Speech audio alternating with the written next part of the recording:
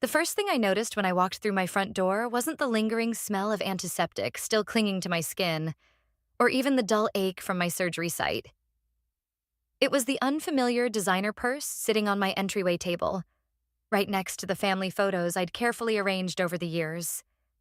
I'm Hope, and this is the story of how I dismantled my husband's entire life in exactly 37 days. Honey, you're home early. Melvin's voice carried from the kitchen, tinged with something I'd never heard before: panic. The doctor said you'd be in until tomorrow.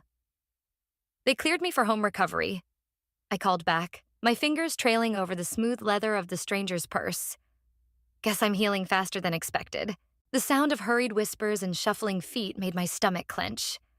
I'd spent 15 years of marriage learning Melvin's patterns, his tells, his lies.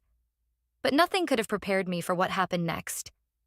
She emerged from my kitchen wearing my favorite apron, the one my mother had given me for Christmas.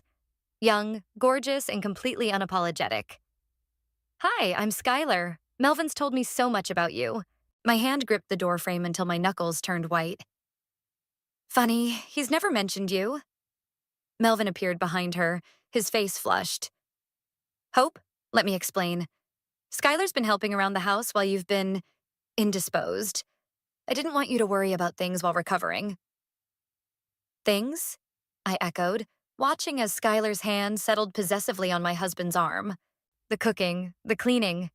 Skylar chirped, as if this was the most natural situation in the world. Melvin mentioned you're usually so busy with work. I thought I could help ease the burden.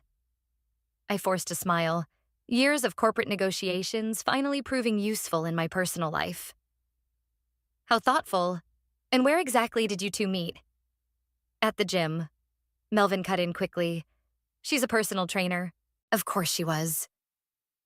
I glanced at her perfectly toned body, then down at my own hospital gown-creased clothes. Well, isn't that convenient? My phone buzzed in my pocket. A text from Faith. Made it home okay? Call me. I should get settled in, I said, starting toward the stairs. Doctor's orders, lots of rest. Let me help you. Melvin moved toward me, but I held up a hand. I've got it. You two seem busy.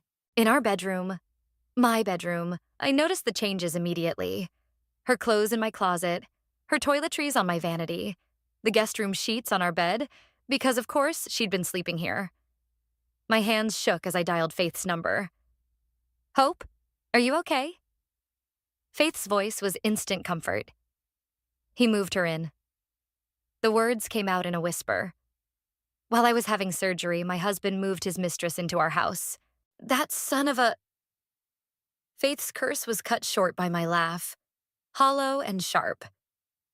Want to know the best part? I found something this morning before checking out of the hospital. I was using Melvin's laptop to check our joint account and a notification popped up. There's another account, Faith, one I never knew about with regular transfers to Alan's private holdings. Alan? His business partner? The same. I moved to the window, watching as Skylar's red convertible sat in my driveway like a wound. I took pictures of everything before the notification disappeared. Whatever they're doing, it's not legal. And now what? I touched my surgery scar through my shirt, thinking of how Melvin hadn't even visited me in the hospital. How he'd been too busy with work to drive me there. How everything suddenly made terrible, perfect sense. Now I'm going to take everything from him, I said quietly. The house, the business, his reputation, everything. And I'm going to make him watch while I do it. Hope. Faith's voice was careful. Are you sure? Revenge isn't always... This isn't just revenge, I interrupted, watching as Melvin and Skylar shared a kiss in my kitchen window. This is justice. He didn't just betray our marriage, he's been betraying everything we built together. And I'm going to need your help. There was a pause. Then Faith sighed. I'm in. What's the plan? I smiled, remembering the business card Andy, my attorney, had slipped me during my last divorce consultation, the one Melvin didn't know about. First, we're going to need to make some calls, starting with a very interesting conversation with Alan's wife about some suspicious transactions. Downstairs, I could hear them laughing, probably thinking I was safely tucked away, nursing my wounds. They had no idea that while they were playing house, I was declaring war. "Get some rest," Faith said. "I'll be there first thing tomorrow." I hung up, my reflection in the window overlaying their embrace in the kitchen. "Enjoy it while it lasts," I whispered, "because this is just the beginning." Faith arrived early the next morning, armed with coffee and her signature no-nonsense attitude. She took one look at Skylar making smoothies in my kitchen and practically dragged me to the back patio. "Okay, this is worse than I imagined," she whispered, sliding me a cup of real coffee, not the green juice Skylar had tried to force on me earlier. "She's actually playing house in your house." "Playing is the right word," I said, pulling out my phone. "Look what I found when I went through Melvin's desk last night." I showed her the photos I'd taken of the account statements. Faith's eyes widened as she scrolled through them. "Holy shit, Hope. These transfers, they're huge. And they're all going to offshore accounts?" "Through Alan's company first," I confirmed. "I already sent everything to Andy. He's meeting us at his office in an hour." The patio door slid open and Skylar stepped out, all perky energy and fake concern. "Hope, you shouldn't be out in this cold air after your surgery. Melvin specifically asked me to take care of you." "I'm fine," I said, standing up. "Actually, Faith is taking me to my follow-up appointment." "Oh, I can drive you—" "No need," Faith cut in, her smile sharp enough to cut glass. "I've got it covered." Andy's office was exactly what you'd expect from a top-tier divorce attorney. All leather and mahogany with a view of downtown that probably cost more than my car. He greeted us with a grim smile. "These documents you sent," he said, getting straight to business. "They're exactly what we needed, but we have to move carefully. One wrong step and they'll know we're coming." "What's our first move?" I asked, settling into one of his plush chairs. "First, we document everything. Every interaction, every receipt, every time she sleeps in your bed. Second, we start tracking those transfers. I've got a forensic accountant friend who owes me a favor." Faith leaned forward. "What about Alan? Could we use him?" Andy's smile widened. "Funny you should ask. His wife called my office this morning. Apparently, someone anonymous sent her some very interesting bank statements." I tried to hide my own smile. "How unfortunate for him." "Here's what we're going to do," Andy said, pulling out a legal pad. "Hope, you're going to play the perfect unsuspecting wife. Let them think you're too focused on recovery to notice anything. Meanwhile, we'll start gathering evidence. Faith, I need you to be her eyes and ears when she can't be there." "Done," Faith said without hesitation. "I can also talk to some people at the country club. Melvin's not exactly subtle. There might be others who've noticed things." "Perfect." Andy turned to me. "And Hope, I know this will be hard, but you need to stay calm no matter what they do. The moment they suspect something, this all falls apart."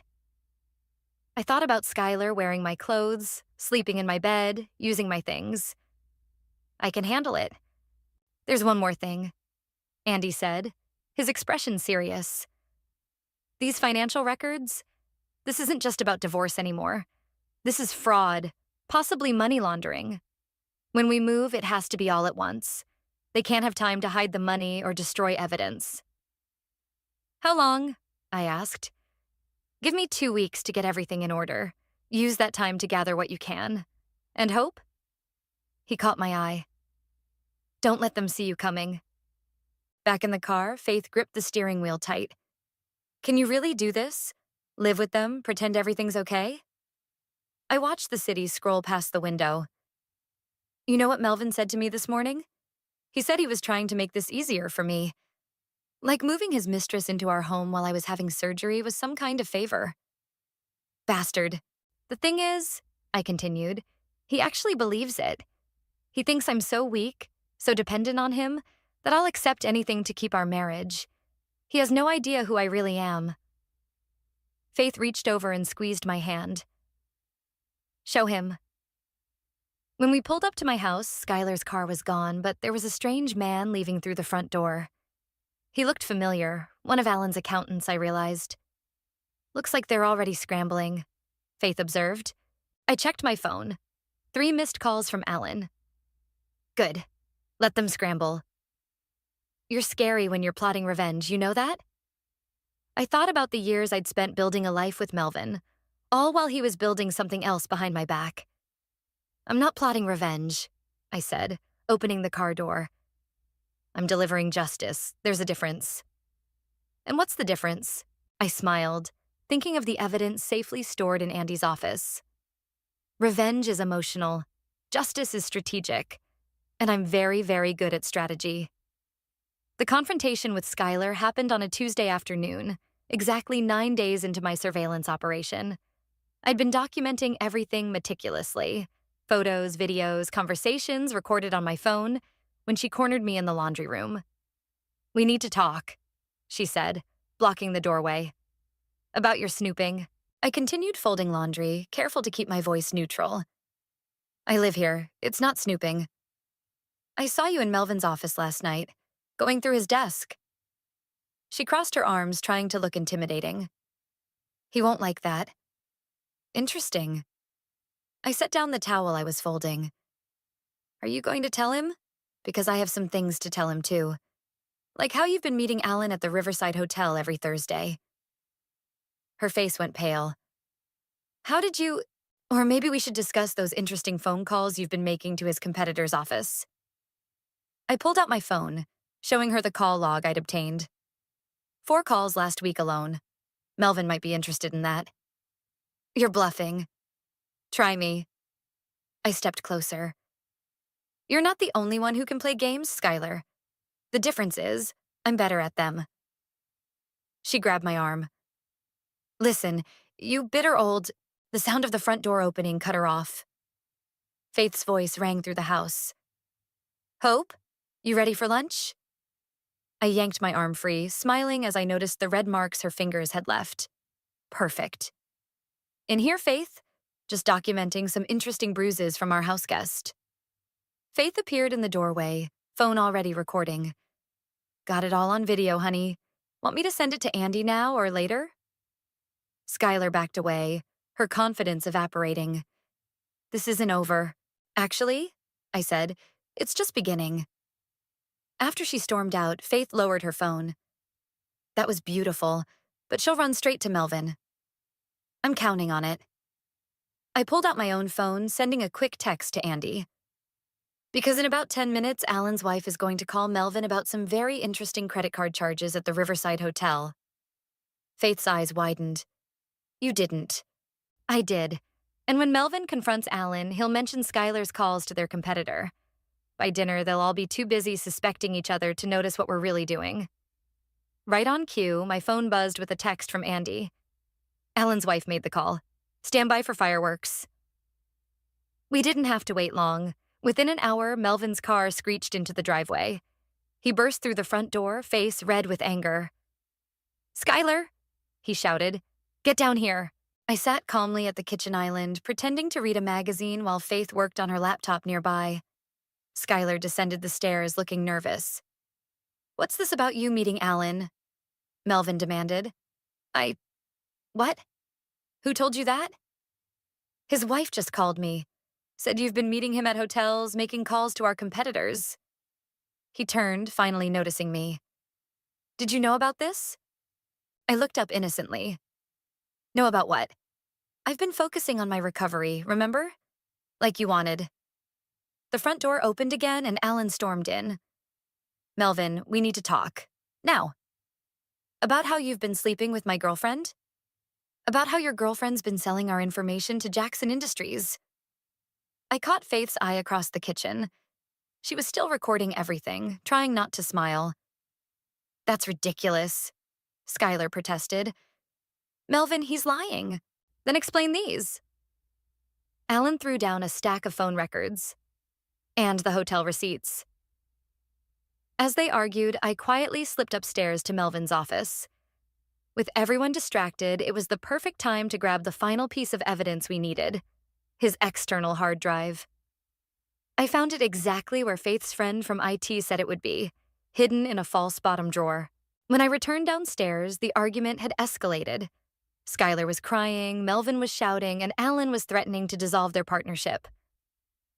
Maybe, I suggested quietly, you should all take this somewhere else. The neighbors might hear. They left in separate cars, Skylar trailing after Melvin despite his obvious fury. As soon as they were gone, Faith burst out laughing. That was incredible. Did you get it? I held up the hard drive. Every transaction, every email, every dirty little secret. Andy's going to have a field day with this. And they have no idea you orchestrated the whole thing. Faith shook her head in admiration. You know they're going to destroy each other trying to figure out who's betraying who. I connected the hard drive to Faith's laptop, watching as years of fraudulent transactions appeared on the screen. That's the beauty of karma. Sometimes it just needs a little push in the right direction. What's next? I thought about the divorce papers sitting in Andy's office, ready to be served. Now we let them tear each other apart. By the time I make my move, there won't be anything left to fight over. My mother always had impeccable timing. She showed up unannounced the morning after the confrontation, taking one look at Skylar making breakfast in my kitchen before turning to me with fire in her eyes. Hope Elizabeth, what in God's name is going on here? Mom, I started, but she was already advancing on Skylar. Who exactly are you, and why are you in my daughter's kitchen? Skylar's spatula clattered against the stove. I'm a friend of Melvin's. A friend? My mother's voice could have frozen hell. The kind of friend who wears my daughter's wedding anniversary necklace? I looked closer. Sure enough, Skylar was wearing the diamond pendant Melvin had given me for our 10th anniversary. The sight made my blood boil, but I kept my face neutral. Mom, let's talk outside.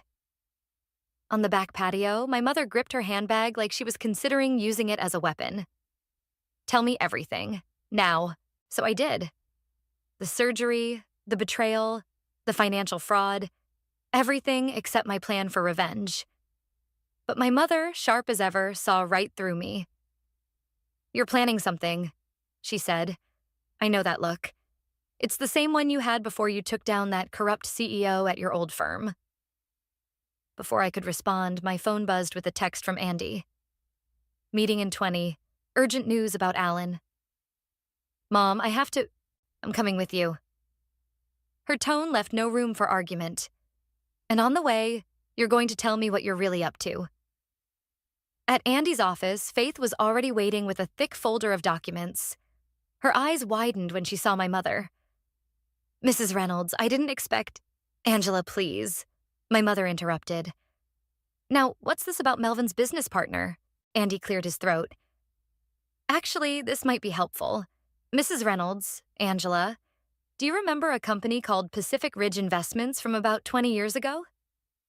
My mother's face went pale. How do you know that name? It came up in our investigation of Melvin and Alan's finances.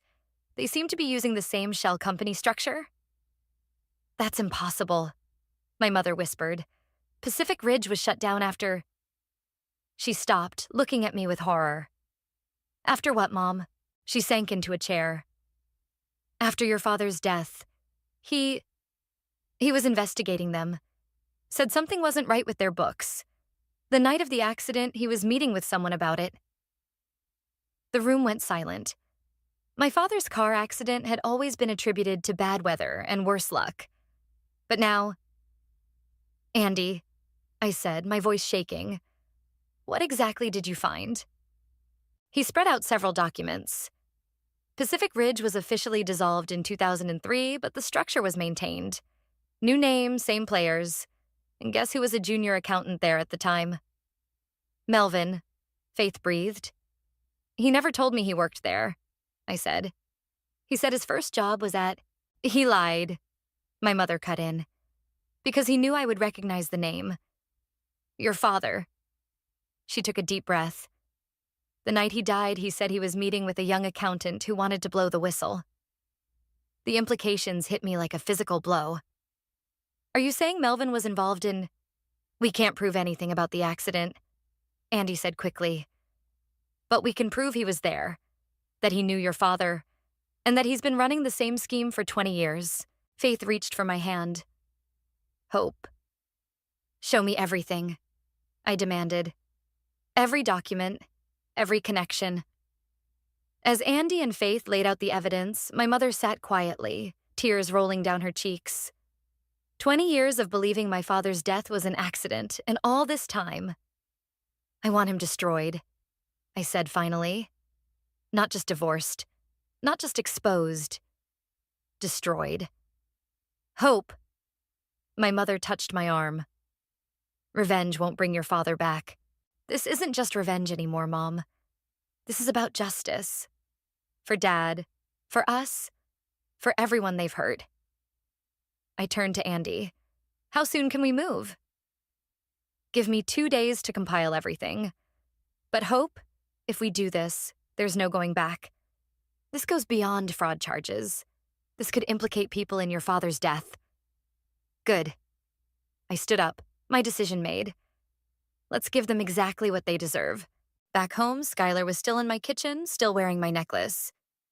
She smiled nervously at my mother. I made lunch if you'd like. My mother walked past her without a word, heading upstairs. I stayed behind, looking at the woman who had unknowingly inserted herself into a decades-old web of lies and murder. That necklace looks lovely on you, I said softly. Enjoy it while you can. Everything's about to change. The confusion on her face would have been comical if the situation weren't so tragic. She had no idea she was just a pawn in a game that started long before she met Melvin. A game that was finally coming to an end. The cracks in Melvin's carefully constructed world started showing at breakfast. His hands shook as he read something on his phone, coffee sloshing over the rim of his cup. Everything okay, honey? I asked, watching him from behind my own phone where I was recording everything. Fine, he snapped. Just business. Skylar reached for his phone. Let me see. He yanked it away. Don't touch my phone. The doorbell rang before she could respond. Alan stood on our doorstep, looking like he hadn't slept in days. We need to talk, he said to Melvin. Privately. I stood up. Use the study. I was just leaving anyway. But instead of leaving, I went to the guest room where Faith had helped me install a small recording device the day before. Through my earphones, I could hear everything. They're asking questions about Pacific Ridge. Alan's voice crackled through. About what happened in '03. That's impossible. We buried that years ago. Well, someone's digging, and they're asking about Thomas. My father's name. My hands clenched into fists. It was an accident, Melvin insisted. Everyone knew that. Was it? Alan's voice rose. Because I've spent 20 years wondering if you actually... Shut up. Something slammed. Probably Melvin's fist on the desk. No one can prove anything. Someone's already proving it. The SEC called this morning. They're auditing everything, Melvin. Everything. A pause, then Melvin spoke quietly. We need to clean house. All the records, all the accounts. It's too late. They've frozen everything. My phone buzzed. A text from Andy. SEC raid happening now at their office. Stay clear. I smiled, remembering how eager the SEC investigators had been when we brought them the evidence. 20 years of fraud tends to get their attention. The study door burst open. I quickly ducked into the bathroom as Alan stormed past, face red with fury. This isn't over, Melvin. I waited until he left before heading downstairs. Skylar was pacing in the kitchen. What's happening? She demanded. Why was Alan so angry? Maybe you should ask Melvin, I suggested. Or better yet, ask him about Pacific Ridge investments. Her eyes narrowed. What's Pacific Ridge? The company where my father caught them cooking the books 20 years ago, right before his convenient accident. The color drained from her face. What are you talking about? Ask Melvin. I'm sure he'll tell you all about it, or... I pulled out a business card. You could talk to the SEC investigators. They're very interested in hearing from anyone involved. She snatched the card. You're lying. Melvin would never... $5 million. I cut in. That's how much they embezzled through Pacific Ridge before my father caught them. Want to guess how much they've taken since then? The front door slammed again, Melvin rushing out to his car. Skylar ran after him, calling his name, but he drove away without looking back. My phone buzzed again. This time it was Faith. Turn on the news, now. I flipped on the kitchen TV just as Skylar came back inside. The headline scrolled across the bottom. Major financial fraud uncovered. Local business partners under investigation. Oh my God, Skylar whispered. The investigation centers around a decades-old cold case. The reporter was saying. Sources say new evidence has emerged linking the death of prominent accountant Thomas Reynolds to an ongoing fraud scheme. Skylar turned to me, realization dawning. Reynolds, that's my father. Yes. I watched her face as everything clicked into place. Still think Melvin's your ticket to a comfortable life? I didn't know, she said weakly, about any of this. No, you didn't. You were just the convenient distraction while they tried to hide their tracks. But here's the thing about tracks, Skylar. They always lead somewhere. My phone buzzed one more time. Andy. Alan's asking to make a deal. Says he'll tell everything. You should pack, I told Skylar. The FBI will be here soon with search warrants. And I'd leave that necklace. It's evidence now. She reached up to touch the diamond pendant, tears in her eyes.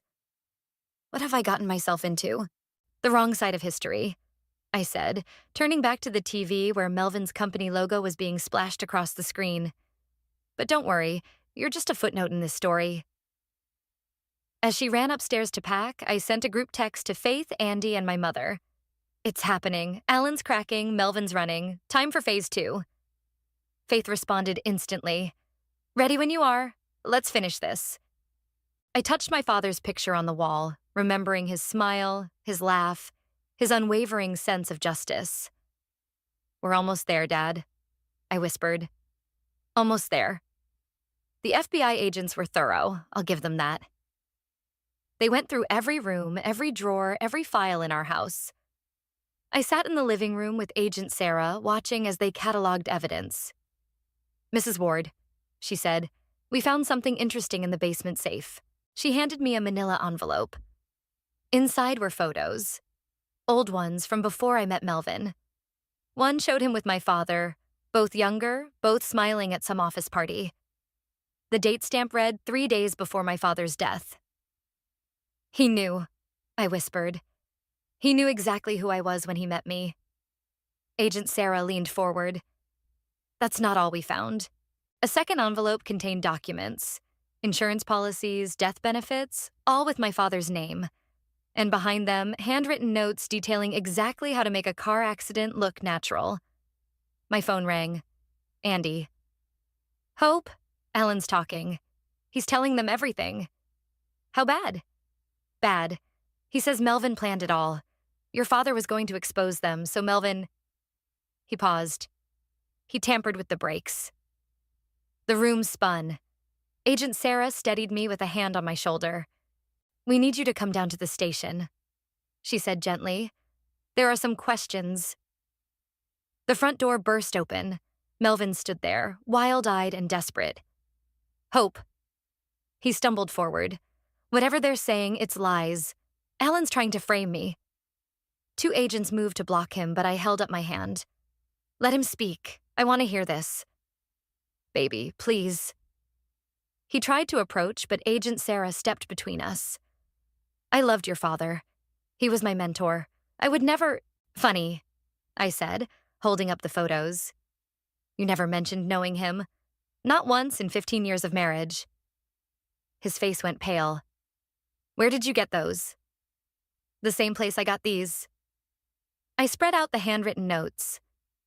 Your handwriting hasn't changed much in 20 years, has it? Those aren't... I can explain. Explain what? My voice rose. How you murdered my father?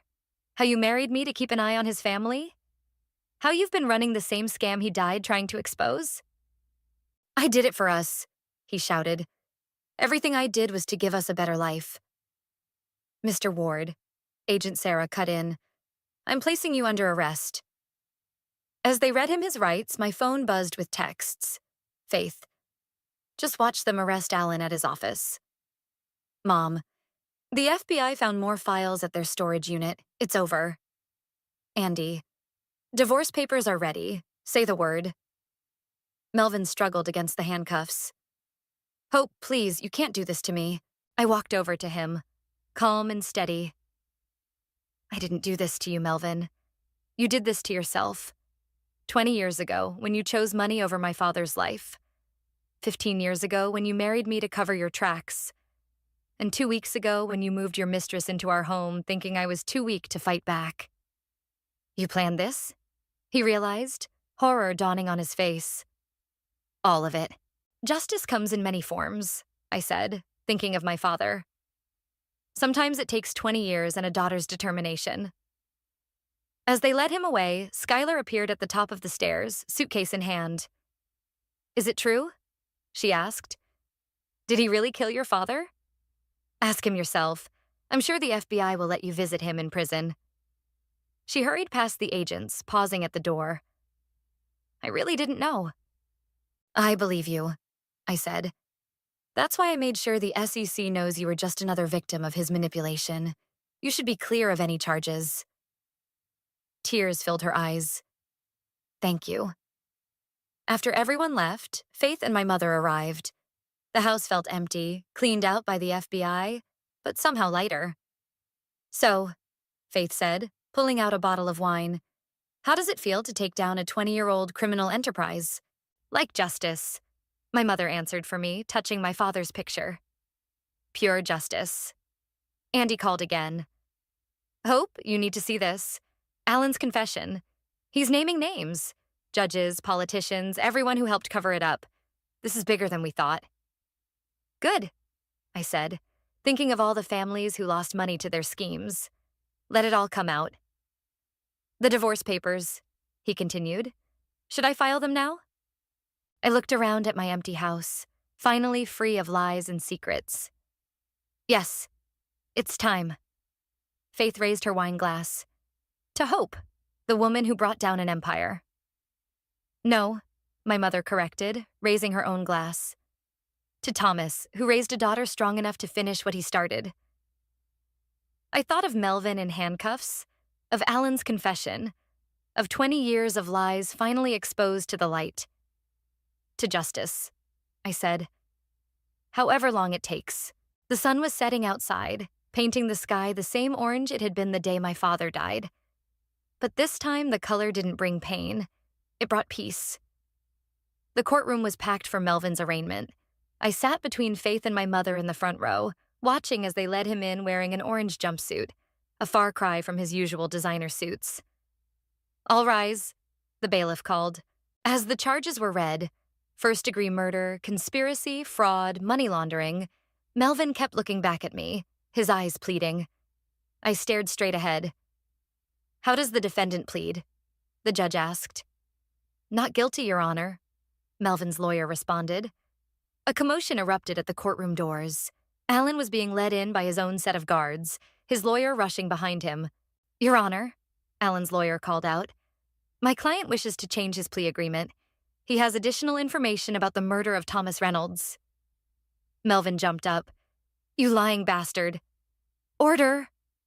The judge slammed her gavel. Mr. Ward, control yourself or you'll be removed.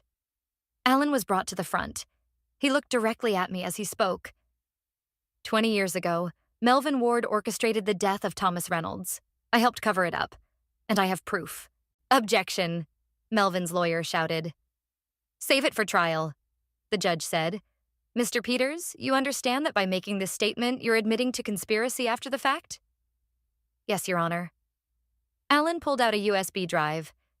This contains everything. Security footage from that night, original documents, recordings of conversations over the years. I kept it all as insurance. Melvin lunged at him, breaking free from his guards. I'll kill you. The courtroom erupted in chaos. Guards tackled Melvin as he reached for Alan's throat. My mother gripped my hand as Faith filmed everything on her phone. Take them both into custody, the judge ordered, and get that evidence to the DA immediately. Outside the courtroom, reporters swarmed us. Andy appeared, creating a path through the crowd. Hope, is it true your husband killed your father? Did you know when you married him? Was this a revenge plot all along? Andy guided us to a private room. The DA wants to talk to you. With Alan's evidence and Melvin's outburst in court, they're pushing for maximum sentences. Good, my mother said firmly. Let them rot. My phone buzzed. A text from Skylar. Saw the news. Meeting with FBI tomorrow. Will tell them everything I know about the offshore accounts. Smart girl, Faith commented, reading over my shoulder. Finally picked the right side. The DA entered, carrying a thick folder. Mrs. Ward, we've reviewed the new evidence. The security footage clearly shows Melvin tampering with your father's car. With this and Alan's testimony, he'll never get out. Andy finished. Neither of them will. There's more, the DA continued. The financial records implicate several prominent figures. Judges, politicians, business leaders. This could bring down half the city's elite. Do it, I said. Every last one of them. Later that evening, we gathered at my mother's house. The news was playing footage from the courtroom, showing Melvin's attack on Alan on repeat. Look at this, Faith said, scrolling through her phone. Your story's gone viral.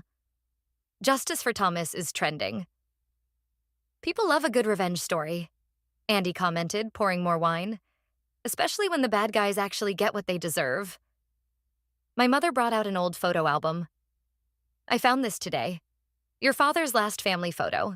The picture showed all three of us at a park, laughing at something off camera. I was 12, gap-toothed and happy, not knowing it would be our last photo together. He'd be proud, my mother said softly.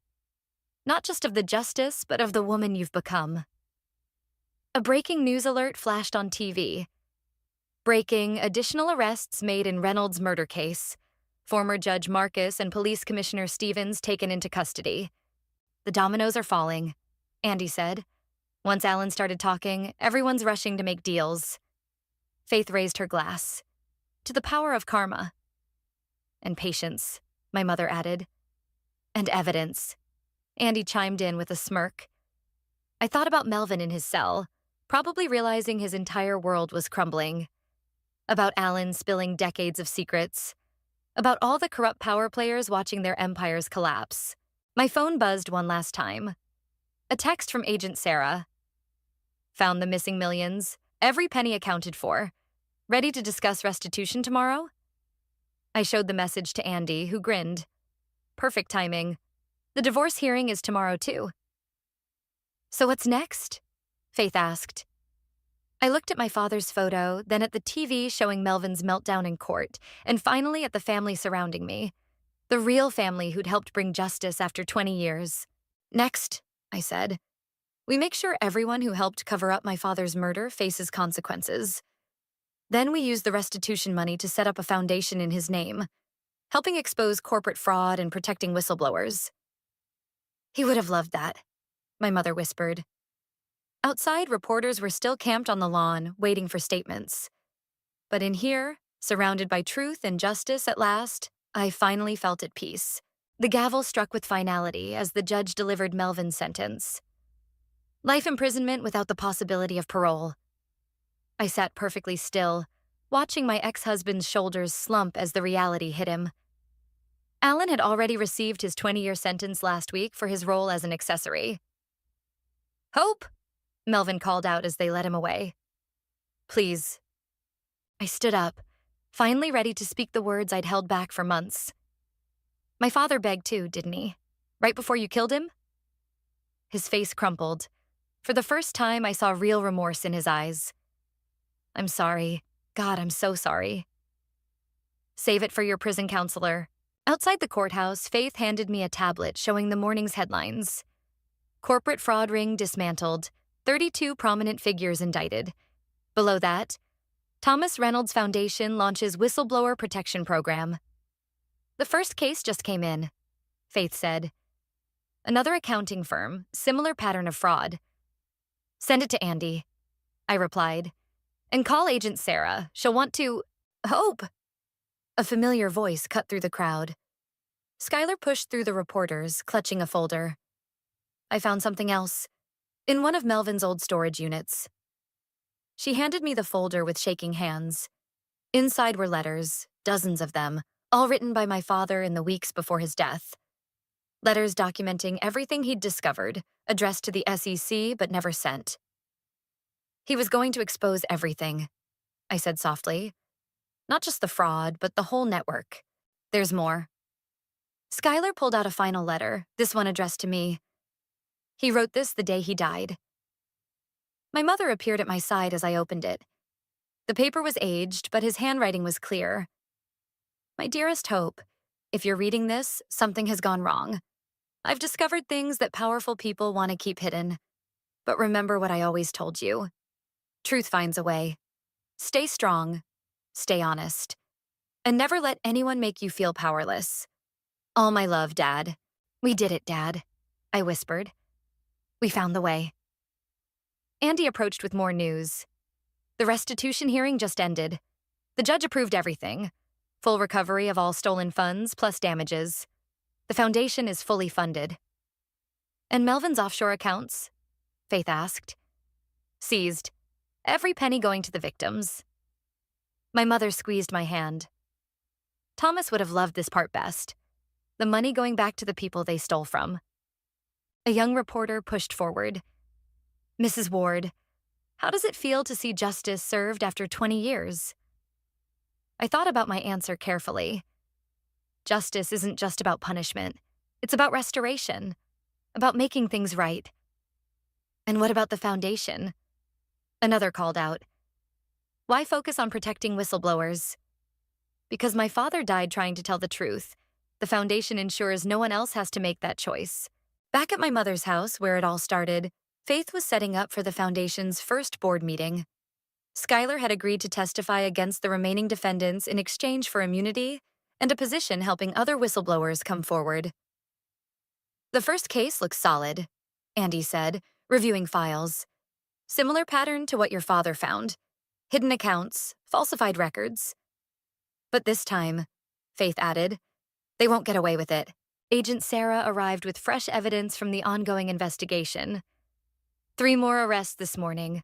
The whole corrupt network is falling apart. I walked to my father's photo, now hanging prominently in the foundation's conference room. Next to it was a plaque with his favorite quote, "Truth finds a way." You know what's ironic? My mother said, joining me. Melvin thought marrying you would protect his secrets. Instead, he gave you the perfect position to expose them all. Karma works in mysterious ways. Faith quipped. My phone buzzed. Another whistleblower coming forward, inspired by our story. Another chance to protect someone brave enough to speak up. Ready for the next case? Andy asked. I looked around the room at my unlikely team. Faith with her unwavering loyalty. Andy with his legal brilliance. Skylar with her insider knowledge. Agent Sarah with her dedication to justice. And my mother with her unshakable strength. You know what Dad would say. I smiled. Truth finds a way. Through us, my mother added. Through us, everyone echoed. Outside, the sun was setting on one chapter of our lives, but I wasn't sad. We had transformed a 20-year-old tragedy into a force for good, a way to protect others from suffering the same fate. The foundation's phone rang again, another whistle ready to blow, another truth ready to find its way into the light. I picked up the receiver, ready to help write the next chapter of justice. Thomas Reynolds Foundation, I answered. How can we help you tell your truth?